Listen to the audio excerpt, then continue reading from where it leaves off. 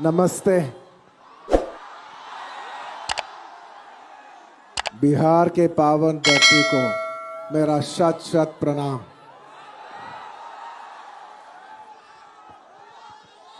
पहली बार बिहार आया हूं। आपका प्यार और आपका स्वागत के लिए बहुत बहुत शुक्रिया। पुष्पा कभी झुकेगा नहीं, लेकिन आज पहली बार आपका प्यार के लिए झुकेगा। Thank you partner. बहुत प्यार दिए आप, बहुत बहुत शुक्रिया। कैसे हैं आप?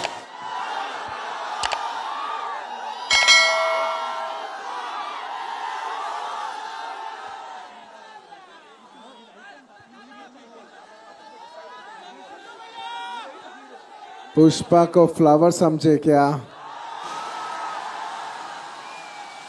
फ्लावर नहीं, अब वाइल्ड फायर हम है। मेरा हिंदी तो थोड़ा गलत है, माफ कर देना मेरे भाई। थोड़ा गलती हो गया तो माफ कर देना। करेंगे ना आप? चलेगा ना? Thank you.